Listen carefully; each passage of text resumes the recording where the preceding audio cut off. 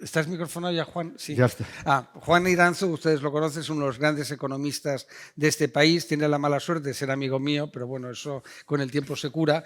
Y hoy has hecho un interesante, es verdad que no nos saludamos, artículo en The Objective, ¿no? Para que veas que hablo también de la competencia, sobre Nino Bravo, libertad, libertad, libertad, etcétera, etcétera. Entonces, nada, te quería que un poco nos expliques. Puede beber. Es agua, no hay ningún problema, no está. Muchísimas gracias, Fernando es buenos días a muy todos. rígido. Y para mí es un auténtico honor y satisfacción estar una vez más en un congreso, en un encuentro organizado por el Consejo y el Colegio de Gestores Administrativos de Madrid. Fernando, como he dicho en muchas ocasiones, ha sido uno de los grandes descubrimientos a raíz del COVID, de las pocas cosas buenas que me han sucedido, y estoy encantado de seguir colaborando con esta magnífica institución. De tal manera que, efectivamente, les puede sorprender el título, pero es que el pasado domingo hizo 50 años de la muerte de Nino Bravo en trágico accidente. ¿Y qué tiene que ver esto con la economía y con la situación que estamos viviendo ahora?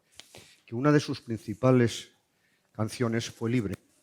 Y mucha gente probablemente no sabe que Libre está dedicado a la primera persona que fue asesinada por intentar buscar la libertad saltando el muro de Berlín. Eso no lo sabe mucha gente. Tratando de huir de ese paraíso comunista, fue asesinado. Y 140 personas posteriormente lo fueron, hasta el año 88. De tal manera que el problema fundamental es que estamos viviendo actualmente una nueva situación de neototalitarismo, de socialcomunismo, que nos preocupa enormemente y que, por tanto, apelo a esa canción Libre porque sigue absolutamente vigente y la tenemos que recuperar permanentemente. Porque la presencia del sector público en la economía española es creciente y preocupante. Se decía antes, ya representa más del 50% del Producto Interior Bruto. Ya se está interviniendo en las decisiones empresariales. Es absolutamente incomprensible que se haya puesto la más mínima objeción a la movilidad de una empresa española dentro de la Unión Europea.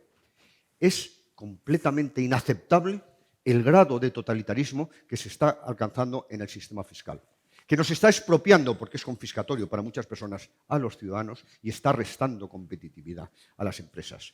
Es absolutamente inaceptable que las empresas estén intervenidas por diferentes regulaciones e intervenciones. La última, la ley de vivienda. Porque además, ¿qué suele ocurrir con estas intervenciones? Que penaliza sobre todo al que pretende proteger. Va a penalizar de verdad al que busca una vivienda. Y al final, la reforma laboral, la ley de vivienda, etcétera, ¿qué es lo que hace? Como decía muy bien nuestro presidente Fernando, favorecer la economía sumergida, que es kafkiano, que este gobierno lo que haga es proteger la economía sumergida. Pero ¿por qué me preocupa esta situación? Y ya concluyo esta introducción. Por supuesto, por los efectos económicos tan perversos que tiene sobre el crecimiento, sobre el empleo y sobre la actividad empresarial. Porque el problema fundamental es que este gobierno no cree en la empresa. Y eso es gravísimo. No cree. Tiene que convivir, pero no cree en absoluto en el valor que aporta la empresa, como magníficamente se ha puesto manifiesto, y el empresario. Y por tanto yo también me sumo a ese homenaje. Pero es que apelo también a otro de mis maestros, Hayek. Hayek, en su famosa obra Camino Servidumbre, que es muy fácil de leer y que yo les recomiendo que lo hagan, explica perfectamente que la vía más eficaz, que la vía más rápida de conseguir el totalitarismo político es precisamente a través del intervencionismo económico. Y eso es precisamente lo que estamos sufriendo en este país. Por tanto, como español, como defensor de la empresa, como defensor del ciudadano, de los trabajadores y del bienestar del conjunto de la sociedad, reivindico un proyecto completamente distinto, es decir, liberalizador, porque solo en épocas de liberalización, de baja intervencionismo en la actividad política y económica, los pueblos, las sociedades han progresado. Pero ¿no crees de que hay un excesivo? Cuando dices intervencionismo, también muchos compañeros tuyos son muy intervencionistas, ¿no? A mí me gusta siempre como maldad. Hubo una época que tuve la suerte de enseñar una asignatura que me gustaba mucho, que era historia del comercio, ¿no? Y de la economía y tal, ¿no? Y entonces en España hay mucho economista que es de origen marxista o que abraza con gran fervor el intervencionismo de la época franquista, ¿no? De la autocracia, ¿no? Efectivamente, es que en España, y tú como magnífico historiador lo has trabajado, vivimos precisamente un intervencionismo habitual y creciente ya desde el fin de la gloriosa de 1868. Con la restauración del año 1875, se inicia un proceso de fuerte protección frente al exterior. Cada vez que sucedía y sufríamos un problema, básicamente competitividad, en lugar de resolverlo, lo que hacíamos es aislarnos más frente al exterior. Y eso a qué obligaba también a un creciente, entonces se llamaba nacionalismo, que es intervención de sector público en la actividad económica, incluso nacionalizando empresas extranjeras, etc. ¿Cuál fue el resultado? Que durante la autarquía, que fue la época de mayor intervencionismo, nuestro crecimiento diferencial fue de los más bajos de Europa. Perdimos poder adquisitivo, perdimos bienestar. Solo España y el resto de los países han progresado a través de una economía abierta. Y eso lo decía antes el abogado del Estado, lo decía cualquier analista lógico, con el plan de estabilización, que fue el primer proceso de apertura, con el tratado comercial preferencial con Europa en el año 70, que iba a ser la catástrofe para nuestra industria porque no iba a sobrevivir la competencia. Con la incorporación a la Unión Europea, al euro, etcétera, España lo único que ha hecho es progresar. Por tanto, lo que hay que pedir al sector público, desde mi perspectiva, es que deje en paz y deje funcionar adecuadamente a los empresarios y a las empresas. Sí, lo que pasa es que es difícil, ¿no? Porque también los ciclos electorales pervierten el modelo e incluso, pues tú que eres experto en la materia, pues los impuestos estos que han planteado coyunturales, temporales el gobierno, sabiendo que no iba a haber recaudación, es decir, y que son manifiestamente inconstitucionales. Bueno, ahora con mi amigo Cándido ya todo es constitucional, ¿no? Es decir, ahora esa es la ventaja. Todo lo que haga el actual gobierno. No el futuro. Pues no, el futuro gobierno lo tiene eso fastidiado.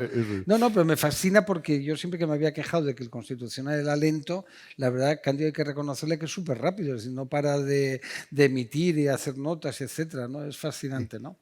Uno de los graves problemas que tiene en este momento la sociedad española, pero por supuesto también la economía española, es la inseguridad jurídica creciente que estamos viviendo. Eso es enormemente preocupante y este es un ejemplo. Pero permítanme que rinda homenaje a un antiguo compañero mío, que fue además catedrático de Técnico Comercial de Estado, secretario de Estado de Universidades, Manuel Jesús González, porque hizo un análisis perfecto y explica el por qué en épocas electorales se aplican políticas populistas en gran medida contra la empresa y contra el libre comercio. Hizo un análisis hace 10 años, pero que no se hace tantísimo, o 15, de cómo se trataba el mercado, cómo se analizaba la empresa y cómo se reflejaba el papel del empresario en los libros de texto de bachiller de enseñanza media en vigor en España. Y efectivamente, el tratamiento no podía ser más perverso.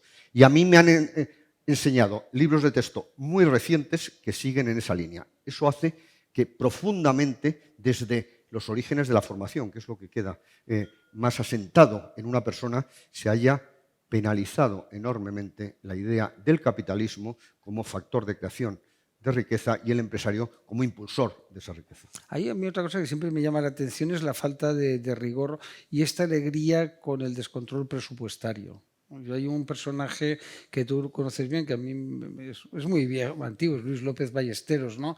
Que fue un gran ministro de Hacienda de Fernando VII, pero no pasa nada, y que era un firme defensor de que los presupuestos no tenían que tener déficit, ¿no? ¿Tú no crees que es un poco perverso este modelo europeo donde viva el déficit y que lo paguen nuestros nietos? Pues mira, hablabas de un artículo concreto de Objective. El próximo, que estoy terminando, probablemente se titule El santo temor al déficit.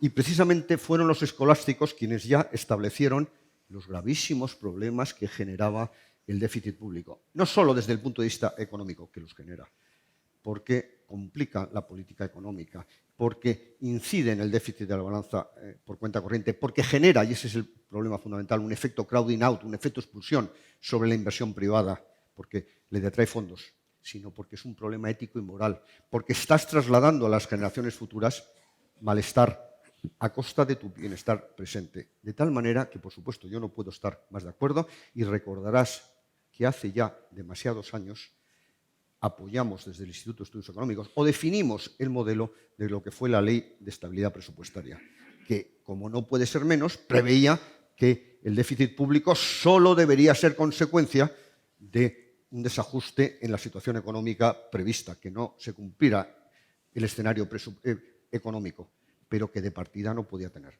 Y yo estoy recordando también que además desde el punto de vista de la Constitución es inconstitucional, en este caso da mucho menos, desde el año 2011 precisamente el déficit estructural. El déficit estructural no puede superar las recomendaciones de la Unión Europea y en este momento en España es casi 3 veces superior, 3,5% del PIB, que recomienda la Unión Europea. Por tanto, además, encima es inconstitucional. Oye, muchas veces no nos deja mucho más tiempo Fernando, lo queremos como un hermano, además ha salido huyendo, fíjense ustedes. Entonces vamos a dar un golpe de Estado rápidamente. ¿Quién quiere ser? Ah, no, está ahí ya está. La oportunidad que tuve del golpe de Estado llegué tarde. Bueno, muchas gracias a todos ustedes. Ahora va a intervenir Fernando, siempre muy interesante de las conclusiones de este encuentro magnífico, solo deteriorado por mi presencia, pero el resto de ponentes han sido magníficos. Muchas gracias. Muchas gracias.